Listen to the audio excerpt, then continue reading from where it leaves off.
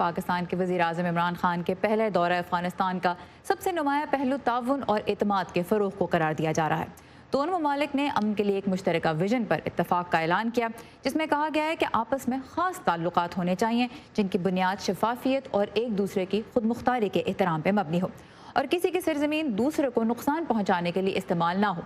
इसके लिए इंटेलिजेंस में ताउन, पनाहगज़ीनों की वतन वापसी और इलाक़ाई राब्तों को फ़रोग़ देने के लिए हिकमत अमली बनाने के सिलसिले में तारीख़ों का तयन भी कर दिया गया है।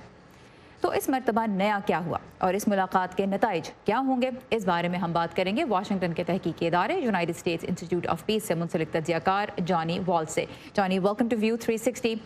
So while the spirit of cooperation in the Khan-Ghani meeting is getting a lot of attention, what's actually different or new from the past in this joint declaration? Because we have heard many times in the past that one country should not be used for nefarious activities against the other.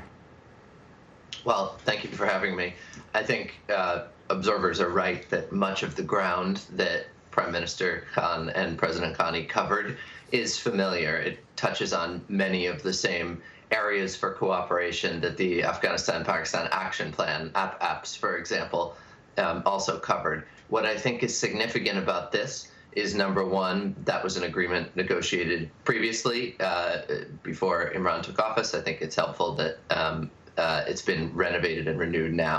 Number two, the emphasis on a ceasefire for the Afghan peace process is very timely, as violence is quite high and it's undermining talks to some degree. That's a challenge to get to a ceasefire, but Pakistan can help.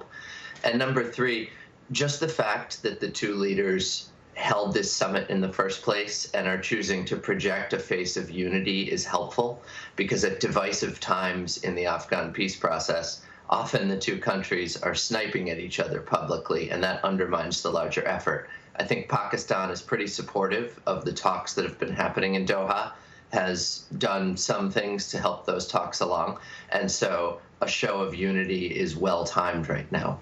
Right, so Johnny Walls कहते हैं कि यकीनन बहुत से तो ऐसे मामलात पे बात हुई जिन पे पहले भी बात होती आ रही, लेकिन अहम यह है कि एक तो ये ऐसा जो एलामिया सामने आया, ये एक ऐसा एलामिया था जिस पे पहले से ही काम हो रहा था और अब इसमें कुछ जिद्दत ला के तो इसको पब्लिक के सामने पेश किया गया। दूसरा, उन्होंने कहा कि ज़रूरी बात है कि जंग बंदी पे जोर दिया गया, जो कि बहुत ही अहम है, क्योंकि अफ़गानिस्तान के इस वक्त जो हालात हैं उसमें तशद्दुद में कमी लाना ज़रूरी है, जो कि लाना बहुत मुश्किल भी हो रहा है।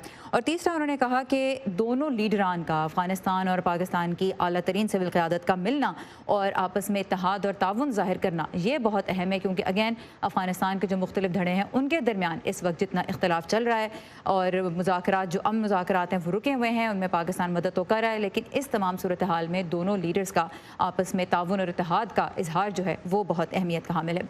So, Johnny, President Trump has said repeatedly that he wants countries to take responsibility for their own affairs. Do you believe that Afghanistan and by extension also Pakistan will be able to manage the regional situation if United States completes troop withdrawal without any peace deal among Afghans? Well, I don't think a complete withdrawal right now looks very likely. That clearly was on the table for discussion under President Trump, but ultimately what was decided was to reduce from about 4,500 troops to 2,500. That is still enough for the United States, I think, to do most of what it already does in Afghanistan. So I don't see a huge change in either the dynamics at the negotiating table or in the United States' ability, such as it is, to shape outcomes in the region. And then when President Biden comes in, we'll have to see what decisions he makes, but I don't think most indications are that Biden is looking to entirely withdraw from Afghanistan either. So there are limits on what America can or should do to shape this region, to shape any region that's not its own. But I think the posture that it's had in Afghanistan for a while is not that much changed by this latest reduction. All right.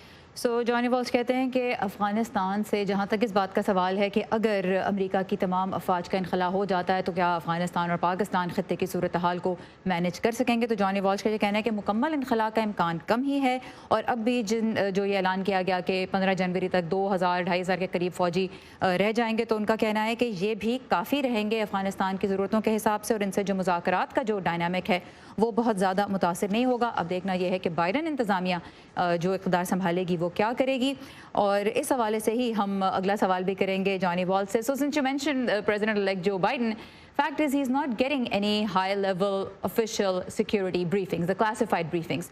So what impact do you think that can have on his ability to manage Afghan strategy, and overall could it have any impact on Washington's Afghan strategy?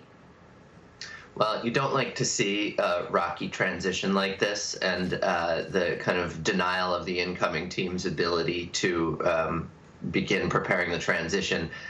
That's a break from how transitions have worked in the past.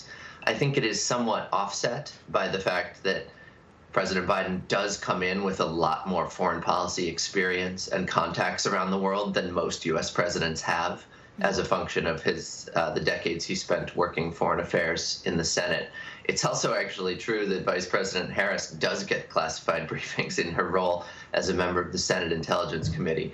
So I think that the effect of a rocky transition and the lack of briefings will probably be less visible on foreign affairs issues like Afghanistan and Pakistan, foreign policy issues. All right. And I'm more concerned about how it might affect specific programs like distributing a vaccine in the early days after the new administration takes office. All right.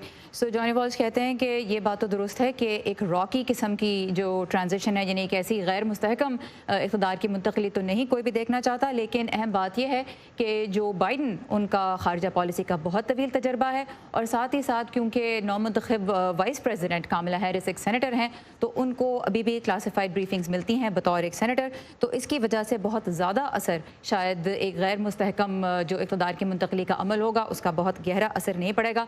Johnny Walls कहते हैं कि ज़्यादा फ़िक्र इस बात की है कि जो वैक्सीन, कोरोना वायरस की वैक्सीन से मुतल्लिक़ और दीगर जो अहम मखसूस प्रोग्राम्स हैं उनके ऊपर अमल दरामद किस हद तक मौसर तरीके से हो पाएगा. Thank you so much Johnny Walls, we really appreciate your time and your insight. Thank you.